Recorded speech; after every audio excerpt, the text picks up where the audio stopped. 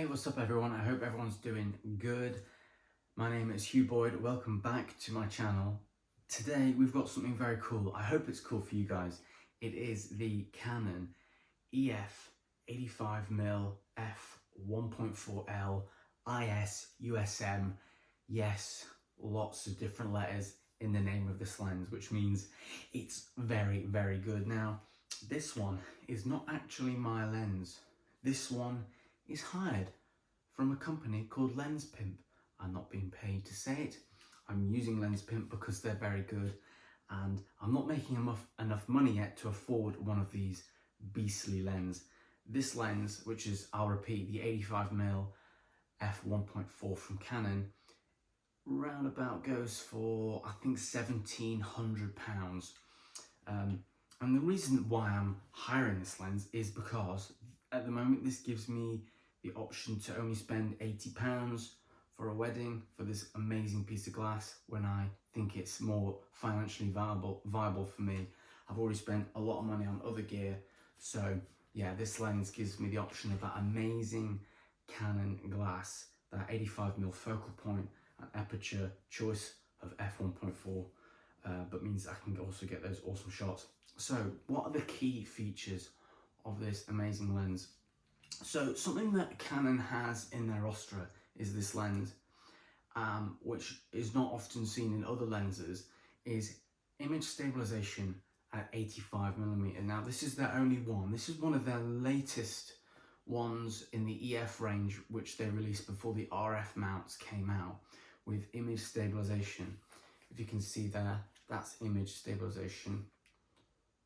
And then there is autofocus to manual focus. Now what you'll want to do, basically when you're on like a wide focal length, for example, a 24mm to 105, for example, if you're on the 24mm, sometimes it doesn't need to have image stabilization in it, because the longer the focal length, that means you're going to need more image stabilization in the lens to compensate, obviously compensate for your shaky hand. So the longer you go and you're shaking, it's going to accentuate those hand movements, the longer the focal length.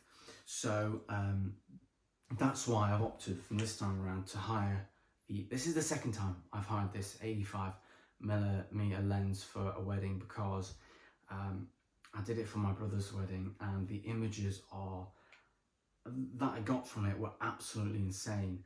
I watched a few review videos online and just thought, you know what, I think this is going to be a really, really good lens. And I've got the Canon Body 6D Mark II, which only fits EF mount lenses. So this was sort of I had a few choices, but this one was one of them. So another thing that I want to talk about is the glass. The glass is absolutely incredible.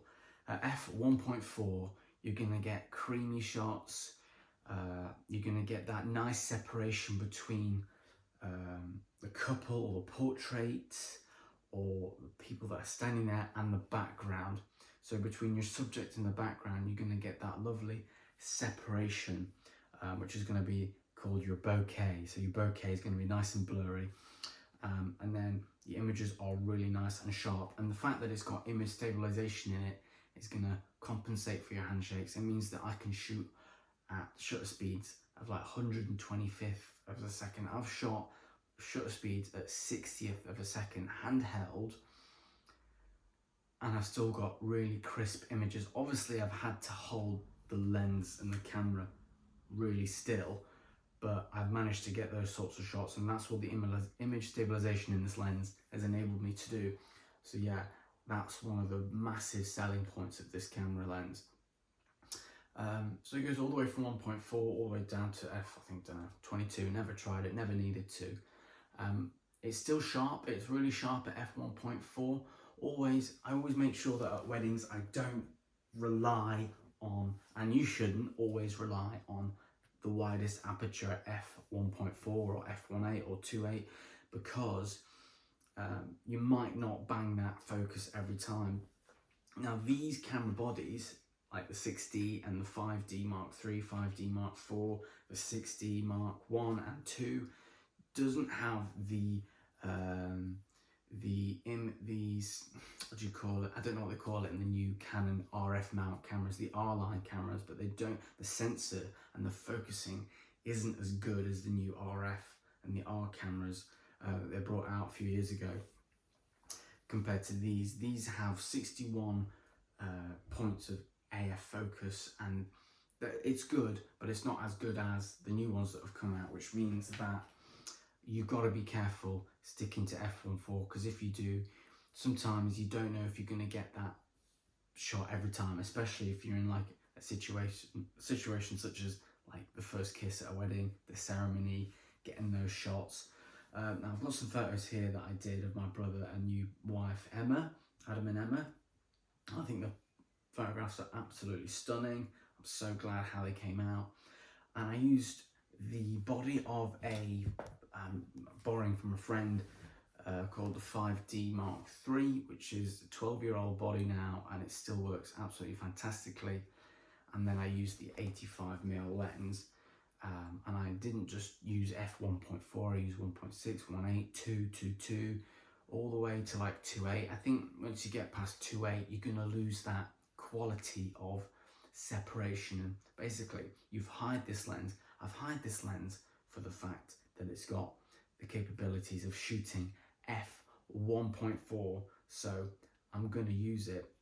Now, some of these photos I was going along f1.8, f2, f2.8 because I wanted the comfort of knowing that I nailed focus at f1.4 and I switched it to f2.8 or 2.2 as well, to be confident in myself that I did lock that focus in, because that's going to widen your breadth of focus from that slim f1.4 or 1.6, and it's going to widen it to using like 2.8 or 2.2 or whatever, and it's going to give you that peace of mind that not only is her eyes sharp locked on there, but his eyes that are stood half a foot forward are also going to be in focus. That f2.8 or f3.2 is going to give you that knowledge. That's why I got this lens, because it's so capable. It's so capable.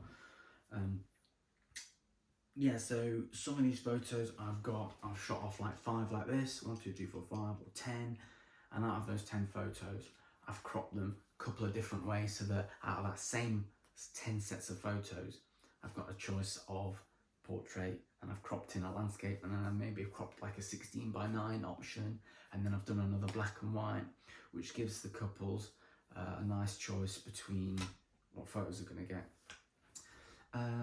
So what other things are great about this lens? Well, the things that are not great is that it's really heavy. If you've got strong arms, like me, yeah boy, not really. I've got weedy arms, and this is heavy. It's about 924 grams, I think. I was plucking that out of thin air, I think I read. It is just under a kilogram, so it's very heavy. Plus the 60 DSLR body is pretty heavy as well. So having these two together is a big combo. Plus I actually had it on this, the 5D Mark III body, which is slightly heavier than the 6D Mark II body. So yeah, it was a beefy combo. So that's why I always got to keep it on your neck, because one, it's not my lens, so if I drop it, I'm fucked. And also, yeah, you don't drop it, basically. Yeah, what else is really good about it? It's just really, it's fast, it focuses quickly. It's got, it's called IS, which is image stabilization, and USM, which means it's got an ultrasonic motor, which means it's nice and quiet. Let me just give you an example of how quiet or loud you think the lens is when it focuses.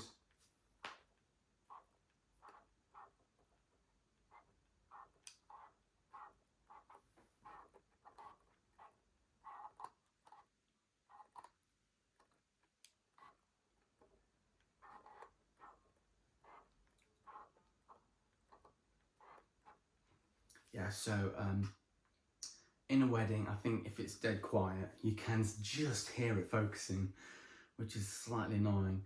And when you shoot off a picture, it's not actually that quiet. So that's the downside of having a DSLR camera, as opposed to the new R range of Canon cameras, where you get electronic shutters and they're literally silent. So Let's just take a listen and see how it sounds. This is the body anyway.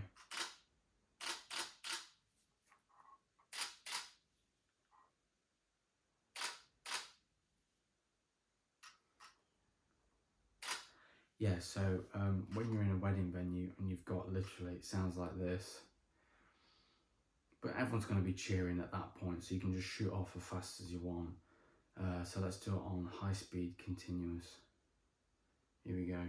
This is what it's going to sound like.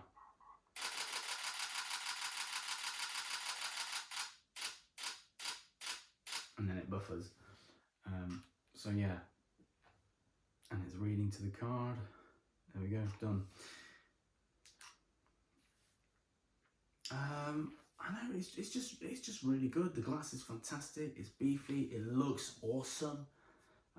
When you're holding this in your hand and it's huge lens, it just looks so cool holding it. Plus, it's got that red ring, which means it tells other people that you're skint. But in this case, I wasn't skint because I hide it, and that's the great thing about hiring lenses. Although the money's gone once you've spent it, it's gone. It means it's good little bounce of money that I can afford at that moment in time. So yeah, I don't know, it's good. It's I'm getting it for a wedding. I'm shooting this Saturday, so that's why I've got it. And I get to go outside and get to practice with it and whatnot. So if you are looking for a compact, really nice portrait focal length, it's perfect between, like, it's like a mid telly. It's in between like a wide and like a really long 200mm focal length. And I'd say 85mm is the perfect focal length for weddings generally, because it's wide enough so that you don't have to stand so far away from the couple, but it zooms in enough so that you're not interfering with like the couple or a moment. You can get over people's shoulders from like 3 meters away. They don't know that you're there, and you can snap a photo of them or the people behind them without them knowing, and still get a nice cropped, and which means that you're making use of the 24 megapixel body as opposed to like another wider camera lens that I've hired before, which is the 35mm f1.4. It's quite wide, so if you want an intimate photograph, you've literally got to stand about a meter away from that person for them to be filling up the frame, which is a different look, it's a different feel for the wedding. But if I could afford it, yeah, I'd get this one, and the next one would be the 35mm, because that's a really intimate lens, and it's also f1.4 as well, which means you're going to gather all that light, and I can use ISOs such as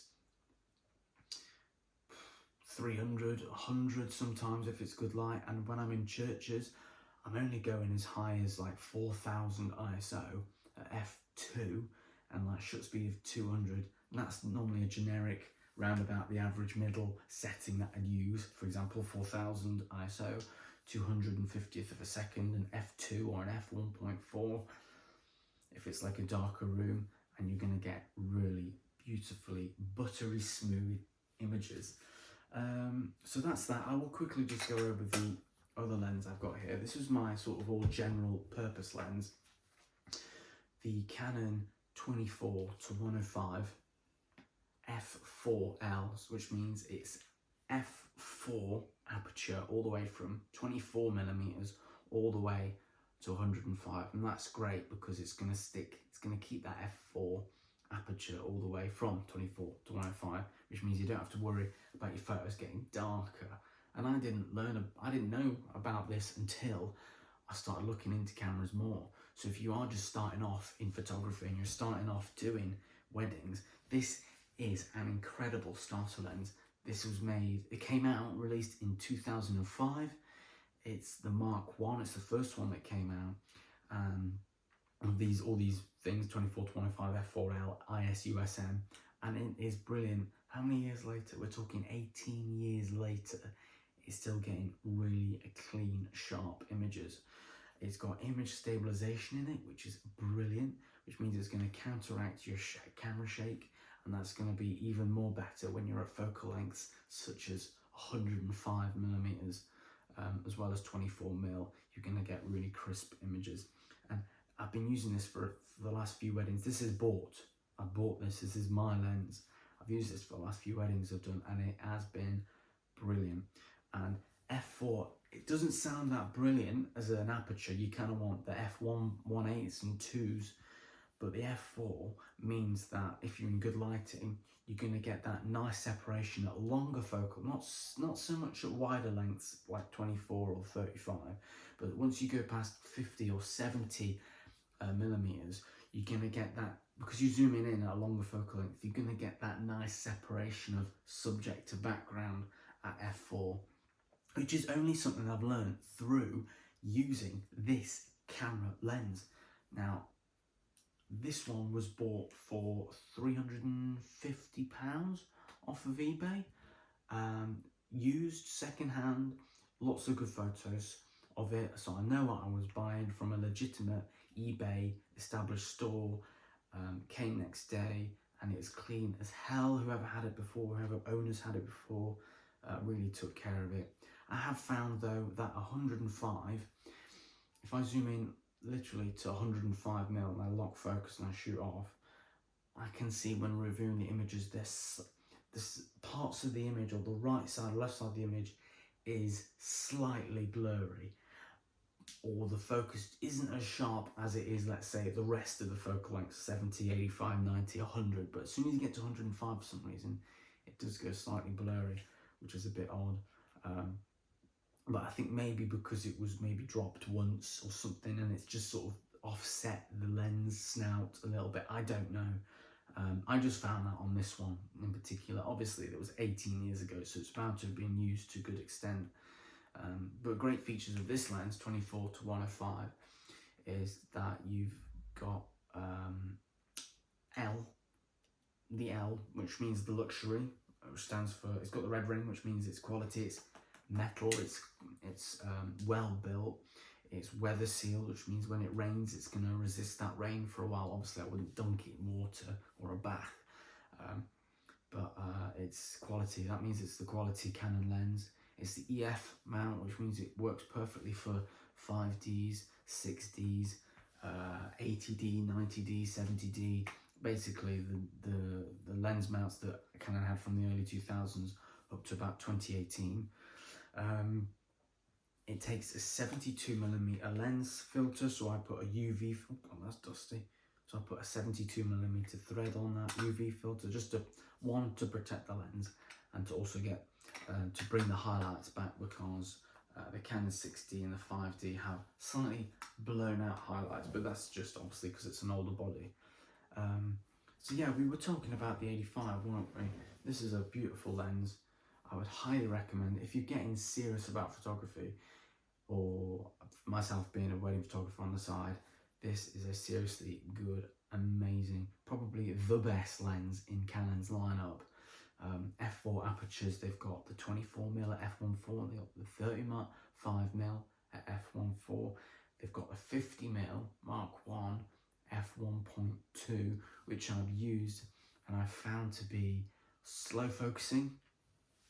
I've found to be slightly blurry, soft when it's wide open at f1.2. I found the 50mm also to be have lots of chromatic aberration at 1.2 all the way to f1.8, which put me off hiring it again. I hired it once and I ended up noticing that the back of the camera on the wedding day, that the photos had that chromatic aberration and that were slightly soft at those wider apertures, which meant I had sort of stopped down to like 2 and 2.8, which means that I didn't get those nice, but I hide it so I could use it at high apertures, which led me to look at the 85mm.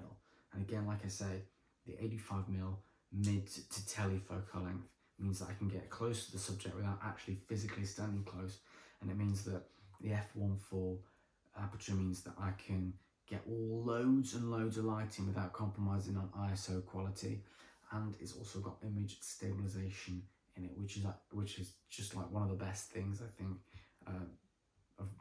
of this lens. So yeah, but if you're starting off, give it a higher. Obviously they're going to do some background checks on you, make sure you're not a criminal. And yes, I'm not a criminal, which means Lens Pimp kindly send it out to me. And I've hired lots of lenses from there before. But yeah, I think that sort of wraps up the video. If you like what you've seen, if you think I've babbled on too long, fine, so be it, go away. But thanks so much for watching, and if you feel like you've learned something, give it a thumbs up. If you haven't learned anything and you know more than me, then fantastic, good for you. But no, seriously, cool. Have a nice day, afternoon, morning, tea, whatever, and I'll see you on the next video.